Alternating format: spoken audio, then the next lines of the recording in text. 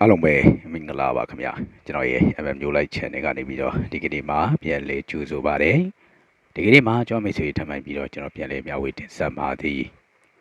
်လာမယ့်ကျွန်တော်တို့3ရက်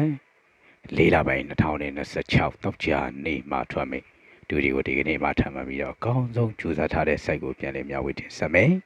ပြီးခဲ့တဲ့ကြာသပတေးနေ့မှာတော့ကျွန်တော်ကနှစ်ပတ်တီကိုပေးထားတယ်နှစ်ပတ်တီသမားတွေတော့ကျွန်တော်တို့ရချလေးဝယ်ထင်တယ်ခွေနဲ့တဲ့သမားတွေတော့မရကြသေးဘူးပတ်တီသမားတွေတော့အောင်မြင်လိမ့်မယ်ခုဆိုရင်တော့ပတ်တီကတော့ကျွန်တော်တို့နေ့စဉ်လိုအောင်မြင်နေတယ်ဒါပေမဲ့ဒီကနေ့မှာနောက်ဆုံးပိတ်ကျွန်တော်အိမ်နဲ့လွယ်အောင်ကျွန်တော်မိတ်ဆွေတွေတက်ကွက်တင်ပြီးအောင်အကောင်းဆုံးကြိုးစားတဲ့ site ကိုပြန်လည်မျှဝေတင်ဆက်မှာဆိုတော့ကျွန်တော်တင်ဆက်မယ်ကျွန်တော်ဒီလက်တော့မူလေးကိုမတင်ဆက်ပေးခင်ကျွန်တော်ရဲ့ YouTube channel ဖြစ်တဲ့မျိုးလိုက်ကိုလည်း subscribe ဆိုတဲ့နေအောင်စားရတဲ့တွေ့ပြီးနောက်ခေါင်းလောင်းလေးကိုမတရားသေးတည်ခဲ့ပြည်စီချင်ပါတယ်အချိတ်ဆုံးတဲ့အကောင်းဆုံးကိုရွေးချယ်ပြီးကျွန်တော်မိတ်ဆွေတို့ချိုးဖြစ်ထုံးအောင်ပြန်လဲမျှဝေတင်ဆက်မှာဆိုတော့ကျွန်တော်တင်ဆက်မယ်ဒီထိတ်စီးတွေနောက်ပိတ်တွေပတ်တိအခွေမှုလေးတွေကိုကျွန်တော်မိတ်ဆွေတွေဆက်ဆုံးကြည့်ရှုစေချင်ပါတယ်အရင်ဆုံးအနေနဲ့ကျွန်တော်မိတ်ဆွေတွေကိုကျွန်တော်ကထိတ်စီး site တွေနဲ့စတင်တင်ဆက်မယ်ထိတ်စီး site ကလေးကကျွန်တော်ပြစာယူနေဆိုရင်ကျွန်တော်ဒီမှာရှိရကျွန်တော်က4ရက်ကိုပေါင်းတယ်4ပေါင်းခြင်း4ပေါင်းခြင်းကတော့8တဲ့8ကိုနှစ်ခါချင်းကျွန်တော်တို့ကဒီမှာ1ကိုပေးပါတယ်အဲဒီ1ဒီကျွန်တော်တို့ကဘာဆက်ဖြစ်တယ်လဲဆိုရင်ကျွန်တော်တို့ဒီမှာရှိတယ်3ညရယ်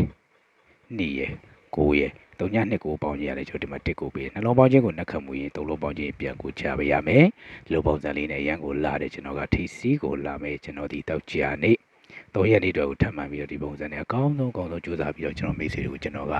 ပြန်လဲမျှဝေထားပါတယ်ခင်ဗျာဟုတ်ကဲ့ခုဆိုတော့ကျွန်တော်မိတ်ဆွေတွေအမြင်တွေ့တိုင်းပဲဒီဆက်လေးကိုချိန်နေတတ်မယ်ထင်တယ်ပြီးတော့ကျွန်တော်နောက်တစ် site ကိုသွားမယ်နောက် site ကလည်းကျွန်တော်ဒီမှာရှိကျွန်တော်က9ရက်2ရက်ကိုပေါင်းတယ်9နှစ်ပေါင်းခြင်း9နှစ်ပေါင်းခြင်းဒီတဲ့ကျွန်တော်တို့ဒီမှာပါရတယ်ကျွန်တော်တို့ဒီခွန်ဝေးရတယ်ခွန်ကိုနှက်ကချိန်ကျွန်တော်တို့ဒီမှာ3ညကိုပေးတယ်အဲ3ညဒီမှာပြရမယ်ကျွန်တော်ဒီမှာရှိရ3ရက်9ရက်2ရက်3ငါနှစ်ပေါင်းခြင်းကလည်းကျွန်တော်ဒီမှာ3ညကိုပေးတယ်4ပေါင်းခြင်းက8နှစ်ခက်တည်3ညနှစ်ကိုပေါင်းခြင်း1ကိုပေးပြီးတော့9နှစ်ပေါင်းခြင်းကခွန်9ခက်3ညကလည်း3ငါနှစ်ပေါင်းခြင်းကျွန်တော်တို့က3ညဆိုပြီးတော့ရရှိထားတဲ့ပုံစံဖြစ်ပါတယ်။ခုထပ်ပြီးတော့ကျွန်တော်မိတ်ဆွေတွေကျွန်တော်ပြန်လည်မျှဝေတင်ဆက်မှာဒီလာမဲ့တာကျွန်တော်တို့တောက်ကြနေ3ရက်နေ့မှာထွက်မဲ့ဒုတိယထိပ်စီးပထမမူလေးကိုကျွန်တော်ပြသပေးတော့မယ်။ဒါကလည်းမြင်တွေ့တဲ့အတိုင်းပဲကျွန်တော်ဒီမှာရှိရ6ရက်8ရက်ကိုယူထားတယ်။6 8ပေါင်းခြင်း6 8ပေါင်းခြင်းကတော့4ကိုနှစ်ခါချိန်ကျွန်တော်တို့ဒီမှာပါရတယ်2ကိုရရှိထားတယ်။အဲ့နှစ်ဒီပါဖြစ်ရမယ်ကျွန်တော်ဒီမှာရှိရခွန်ရဲ့3ရက်လွတ်နေတဲ့ကလန်လုံးပေါင်းခြင်းဒီနှစ်မှုဆင်းရမယ်ခွန်3ပေါင်းခြင်းက3ညပဲရှိပါတယ်3ညကိုကျွန်တော်တို့ကနှစ်ဖြစ်ချင်ရင်တော့ကျွန်တော်တို့ဒီမှာနှစ်တလုံးထည့်ရင်ခွန်3နှစ်ပေါင်းခြင်းကနှစ်ဆိုတော့ဖြည့်လိုက်တဲ့နှစ်ဒီ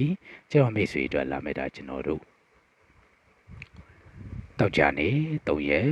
4လပိုင်း2026အတွက်ထိပ်စီးဖြစ်ပြီးအခုဆိုရင်တော့ကျွန်တော်မိတ်ဆွေတွေမြင်တွေ့တဲ့အတိုင်းပဲကျွန်တော်တို့နှစ်ထိပ်စီးကတော့ရန်ကုန်လှပစွာနဲ့ကျွန်တော်မိတ်ဆွေအတွက်ပြန်လဲရရှိနေပြီဖြစ်တယ်ဒီ site ကိုလည်းကျွန်တော်မိတ်ဆွေတွေကြိုက်တွေ့မဲ့ site ထဲမှာပါလိမ့်မယ်လို့ကျွန်တော်ကတော့ယုံကြည်ပါတယ်ခင်ဗျာဟုတ်ကဲ့ဆိုရင်တော့ကျွန်တော်မိတ်ဆွေတွေအတွက်ကျွန်တော်တို့ဒီအရန်ကိုကောင်းတယ်ကျွန်တော်တို့ကထိပ်စီးလေးရရှိပြီဆိုတော့နောက်တဲ့ဒုတိယ site ထိပ်စီးလေးကိုဆက်ပြီးတော့ကြည့်မယ်နောက်တဲ့ဒုတိယ site ထိပ်စီးလေးကကျွန်တော်ပြရယူတယ်လေဆိုလို့ရှိရင်ကျွန်တော်တို့ဒီမှာရှိရကျွန်တော်က6ရက်9ရက်9ရက်ကိုပေါင်းနေ6 5 9ပေါင်းခြင်း6 5 9ပေါင်းခြင်းဒီ3ညကိုနှစ်ခတ်ချိန်ကျွန်တော်တို့ဒီမှာပါရတဲ့ခွန်ကိုပေးတယ်အဲ့ဒီခွန်ဒီဘာဖြစ်ရမလဲဆိုတော့ကျွန်တော်တို့ဒီမှာရှိတဲ့4ရက်9ရက်ကိုပေါင်းနေကျွန်တော်တို့4 9ပေါင်းခြင်းရတော့ကျွန်တော်ဒီမှာခွန်ကိုရရှိတယ်3လုံးပေါင်းခြင်းကိုနှစ်ခတ်မှုရင်3လုံးပေါင်းခြင်းကြာကိုကြာရမယ်ဆိုတော့9 6 9ပေါင်းခြင်းက3ညကနှစ်ခတ်ခွန်ဒီ4 9ပေါင်းခြင်းခွန်ဆိုပြီးရရှိထားတယ်ဒီလိုပုံစံနဲ့ပဲနောက်ထပ်ထိပ်စီကောင်းလေးကိုကျွန်တော်ကလာမယ်တောက်ကြနေ3ရက်နေတော့ထပ်မပြင်ဆင်ထားတယ်ဟုတ်ကဲ့ပြီးရင်ကျွန်တော်နောက်ဆိုင်ကလည်းကျွန်တော်ဒီမှာရှိခွန်ရယ်1ရက်2ရက်ကိုပေါင်းတယ်ခွန်1နှစ်ပေါင်းခြင်းရတယ်ကျွန်တော်ဒီမှာပါရလဲ3ညပါပဲ3ညကိုနှစ်ခတ်ချိန်နဲ့ကျွန်တော်ဒီမှာပါရလဲခွန်ကိုပေးတယ်အဲ့ဒီခွန်ရယ်ပါဖြစ်ရမလဲဆိုကျွန်တော်ဒီမှာရှိ3ညရယ်9ရက်2ရက်3ည9နှစ်ပေါင်းခြင်းကလည်းကျွန်တော်ဒီမှာခွန်ကိုဆက်ပေးသွားတယ်6 5 9ပေါင်းခြင်းကကျွန်တော်တို့ဒီမှာ3ညနှစ်ခတ်ခွန်ဒီ4 9ပေါင်းခြင်းခွန်ကိုပေးပြီးတော့နှစ်ခွန်1နှစ်ပေါင်းခြင်းရတယ်3ညပဲ3ညတစ်ခါခွန်မို့လို့လဲ3ည5နှစ်ပေါင်းခြင်းကလည်းကျွန်တော်တို့ခွန်ဆိုပြီးတော့ရရှိထားတာလေးဖြစ်တယ်ခုထပ်ပြီးတော့ကျွန်တော်မိတ်ဆွေတွေကျွန်တော်ပြန်လဲမျှဝေတင်ဆက်အောင်မှာကလည်းလာမဲ့တာကျွန်တော်တို့တော့ဒီတောက်ကြနေ3ရက်နေမှာထွက်မဲ့ဒူဒီအတွက်ကျွန်တော်ကနောက်ထပ်ထိစီလေးကိုပြသသွားမယ်ဒါကလည်းကျွန်တော်ဒီမှာရှိရ3ညရဲ့4ရက် 9ရက်ကိုပေါင်းတယ်3949ပေါင်းခြင်း3949ပေါင်းခြင်းရတယ်ပါရတယ်3ကိုနှစ်ခတ်ချိန်နဲ့ကျွန်တော်ဒီမှာပါရတယ်9ကိုပေးတယ်အဲ့ဒီ9ဒီရပါဖြစ်ရမယ်ကျွန်တော်ဒီမှာရှိရနေရလွတ်နေတဲ့ကဏ္ဍလုံးပေါင်းခြင်းတွေ9မှုဆရာရှင်းနေပေါင်းခြင်းကကျွန်တော်တို့ဒီမှာ3ပဲရှိတယ်3ကို9ဖြစ်ချင်းရင်9တလုံးထည့်ရင်8နဲ့9ပေါင်းခြင်းကကျွန်တော်တို့က9ဆိုတော့ဖြည့်လိုက်တယ်9ဒီကျွန်တော်မိတ်ဆွေတို့လာမဲ့တာကျွန်တော်တို့တောက်ကြနေ3ရက်ကျွန်တော်တို့လေးလပိုင်း2026အတွက်ထိစီဖြစ်သွားပါပြီခင်ဗျာ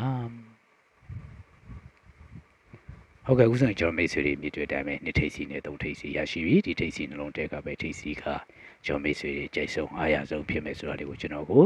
အကြံပြုစီချင်ပါတယ်အခုဆိုရင်ကျွန်တော်တို့ကထိစီစိုက်လေးတွေပြီးပြီဆိုတော့နောက်ထပ်ဒုတိယစိုက်ကျွန်တော်ကအနေနဲ့ပေါ့နော်နောက်ဘိတ်တွေကိုဆက်သွားမယ်ဟုတ်ကဲ့ကျွန်တော်နောက်ဘိတ်ပထမမူလေးကိုကြည့်မယ်နောက်ဘိတ်ပထမမူလေးကကျွန်တော်ဘယ်ရသွားလဲဆိုတော့ကျွန်တော်ဒီမှာရှိတဲ့6ရက်4ရက်ကိုပေါင်းတယ်6 4ပေါင်းခြင်း6 4ပေါင်းခြင်းက3ညကိုနှစ်ခတ်ချင်းကျွန်တော်တို့ဒီမှာခွန်ကိုပေးထားတယ်အဲ့ဒီခွန်ဒီဘာဖြစ်လဲဆိုတော့ကျွန်တော်ဒီမှာရှိတဲ့4ရက်6ရက်ခွန်ရက်ပေါင်းခြင်းကလည်းကျွန်တော်ဒီမှာဘာဖြစ်သွားလဲ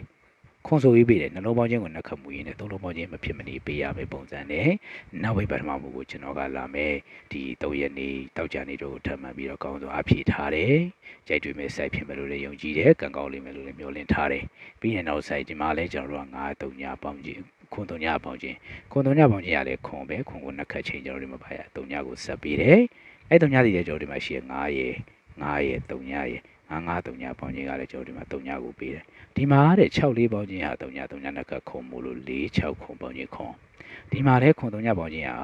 ခွန်ပဲခွန်နှစ်ခတ်3ညမို့လို့9 9ပေါင်း3ညပေါင်းခြင်းကလည်းကျွန်တော်တို့က3ညဆိုရရှိထားတဲ့ပုံစံလေးခုထပ်မှပြသမှသည်လာမဲ့တာတောက်ကြနေ3ရက်နေမှထွက်မဲ့တူတည်တဲ့နောက်ပိတ်ပထမမှုဖြစ်တယ်ဒါဒီလေကျွန်တော်ဒီမှာရှိရ3ညရဲ့8ရက်ကိုပေါင်းတယ်3ည8ပေါင်းခြင်း3ည8ပေါင်းခြင်းရ8ကိုနှစ်ခတ်ချိန်မှရ1ကိုပေးပြီအဲ့ဒီတည်းရပါပြရမယ်ကျွန်တော်ဒီမှာရှိရ2ရက်8ရက်လွတ်တဲ့ကလေးလုံးပေါင်းကြီး1မှုစင်ရ2 8ပေါင်းခြင်းရ1ကိုเนาะကျွန်တော်တို့က2 8ပေါင်းခြင်းက3ညကို1ဖြစ်ချင်ကျွန်တော်ဒီမှာ1တလုံးထည့်ရင်2 8ပေါင်းခြင်းက1ဆိုတော့ဖြစ်တဲ့1ဒီကျွန်တော်မိတ်ဆွေတွေလာမဲ့တာတောက်ကြနေ3ရက်4လ2026အတွက်နောက်ပိတ်ဆိုပြီးရရှိသွားပြီပဲဖြစ်တယ်ခင်ဗျာဟုတ်ကဲ့ခုဆိုကျွန်တော်မိတ်ဆွေတွေမြင်တွေ့တဲ့အတိုင်းပဲနှစ်ထိပ်စီတင်နောက်ပိတ်နဲ့ကျွန်တော်တို့ကတော့ညီကိုပုံစံလေးကတော့ထပ်မှတ်ပြီးတော့ရရှိလာပြီဒီညီကို site လေးကိုလည်းအားရကျင့်နာမယ်ထင်တယ်ဟုတ်ကဲ့အခုဆိုရင်ကျွန်တော်တို့ကခဏကောင်းတစ်ခွက်ပြီးဆိုတော့နောက်တဲ့ဒုတိယ site နောက်ပိတ်လေးကိုဆက်သွားမယ်အဲ့ဒါဒီကျွန်တော်ဒီမှာရှိရ4ရက်1ရက်ကိုကျွန်တော်တို့ပေါင်းတယ်4တက်ပေါင်းခြင်း4တက်ပေါင်းခြင်းဟာတဲ့ကျွန်တော်ဒီမှာဘာဖြစ်လဲ9ကိုရရှိထားတယ်အဲ့ဒီ9ဒီဘာဖြစ်လဲဆိုတော့ကျွန်တော်ဒီမှာရှိတယ်3ညရေ9ရက်နှလုံးပေါင်းခြင်းကလည်းကျွန်တော်ဒီမှာ9ကိုပေးတယ်နှလုံးပေါင်းခြင်းကနှလုံးပေါင်းခြင်းပေါ့နော်ပုံစံတူပုံစံပြကြရမယ်ဒီလိုပုံစံနဲ့ပဲကျွန်တော်မိတ်ဆွေတွေအတွက်ကျွန်တော်ကနောက်ပိတ်အကောင့်ဆုံး၄ကိုပေါ့နော်လာမယ်ကျွန်တော်ဒီတောက်ကြနေ3ရက်နေအတွက်ထပ်မံပြင်ဆင်ထားတယ်ခင်ဗျာပြီးရင်နောက်ဆိုင်ကလည်းကျွန်တော်ဒီမှာရှိရ9ရက်1ရက်ကိုပေါင်းတယ်9တက်ပေါင်းခြင်းကလည်းကျွန်တော်ဒီမှာပါရတယ်6ကိုပေးတယ်အဲ6စီရပါဖြစ်တယ်ကျွန်တော်ဒီမှာရှိတယ်8ရက်နှလုံးပေါင်းခြင်းကလည်း6ကိုပေးတယ်ဒီမှာတဲ့4တက်ပေါင်းခြင်း9မို့လို့305ပေါင်းခြင်း9ဒီမှာလည်း9တက်ပေါင်းခြင်းက6မို့လို့8ပေါင်းခြင်းက6ဆိုပြီးပေးတဲ့ပုံစံဖြစ်တယ်ခုထပ်မှန်ပြီးတော့အကောင်းဆုံးစူးစမ်းပေးမှဒီလာမဲ့တာကျွန်တော်တို့တောက်ကြနေ3ရက်နေမှထွက်မဲ့တူဒီရဲ့ကျွန်တော်ဒီနောက်ပိတ်နောက်ဆိုင်ကိုပြသတော့မယ်ဒါကလည်းကျွန်တော်ဒီမှာရှိ6 3ညပေါင်းခြင်းကိုယူတယ်6 3ညပေါင်းခြင်းကလည်း6ပဲ6ကိုဒီမှာရှိတဲ့ကဏ္ဍလုံးပေါင်းရပါဖြစ်ရမယ်6ဆိုပြီးဆင်းရမယ်လောလောဆယ်မှာကျွန်တော်တို့8တလုံးပဲရှိတယ်8ကို6ဖြစ်ချင်ရင်8ထဲ8ပေါင်းခြင်းဒီ6ဆိုတော့ဖြည့်လိုက်တဲ့8ဒီကျွန်တော်မိတ်ဆွေတွေအတွက်လာမဲ့တာကျွန်တော်တို့တောက်ကြနေ3ရက်4လ2026အတွက်နောက်ပိတ်ဖြစ်ပြီအခုဆိုရင်မြင်တွေ့တဲ့အတိုင်းပဲဒီမှာလည်း3ပရိဒီမှာလည်း3ပရိဆိုပြီးကဏ္ဍနှစ်ကွက်ရရှိပြီဒီကဏ္ဍနှစ်ကွက်ထည့်ရပြီကဏ္ဍအကျိတ်ဆုံးဖြစ်မယ်ဆိုတာလေးကိုချက်ပြစေချင်ပါတယ်ခင်ဗျာ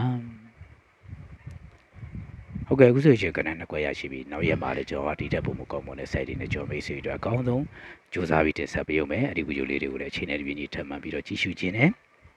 ဆိုလို့ရှိရင်နော်ကျိုးဗီဒီယိုဖိုင်လေးယောက်ကနေရောက် subscribe ဆိုတဲ့စာရနဲ့တွေ့ပြီးနောက်ခေါင်းလောင်းလေးကိုမတရားသေးနဲ့တိကျပြီးစီချင်ပါတယ်ခင်ဗျာဒီနေ့မှာတော့ကျွန်တော် message ကျွန်တော်တင်ဆက်ပေးထားသည်လာမဲ့တာကျွန်တော်တို့နော်3ရက်4လ2026မှာထွက်မယ်ဒူဒီကိုဒီကနေ့မှလည်းအကောင်းဆုံးဖန်တီးပေးထားတယ်နော်914 3D မှာလည်းကျွန်တော်ရဲ့နော်ပေးထားတဲ့ site လေးမြင်မယ်ထင်တယ်အဲ့ဒီမှာတဲချသွားတယ်နော် 3D မှာလည်းကျွန်တော်ငါထိပ်စီတက်လိုက်နောက်ပိတ်မှာအောင်မြင်ခဲ့တယ်ရမယ်သူတွေလည်းများလိမ့်မယ်ထင်တယ်ပြီးရကြသေးတယ်ရသူတွေလည်းကျွန်တော်PD ဝါစာလေးဖြည့်ခဲ့ပါဦးဒီနေ့ 2D တွေကနောက်ဆုံးပိတ်အိတ်နဲ့လွယ်မှာဆိုပမာကနန်လေးကလည်းညီကိုနောက်ထပ်ကနန်လေးကလည်း3ပရိနောက်ထပ်အနေနဲ့ကျွန်တော်ရဲ့မိတ်ဆွေတွေကိုကျွန်တော်ကဒီ ticket 80ဆွဲနှစ်ခတ်လေးကိုမြတ်တာလက်ဆောင်ထည့်ပေးထားပါတယ်ခင်ဗျာနော်ကျွန်တော်တို့အကြိုက်ဆုံးကနန်တစ်လုံးကတော့ကျွန်တော်မိတ်ဆွေတွေအတွက်ကျွန်တော်ဒီ 9ကိုကြိုက်ပါတယ်ခင်ဗျ9ကိုကြိုက်တယ်လို့က9ကိုကစားမယ်1ကိုကြိုက်တယ်လို့1ကိုကစားမယ်အခွေသမားတွေကတော့1 1 5 8ကိုကျွန်တော်တို့ခွေရမှာဖြစ်ပါတယ်ခင်ဗျာ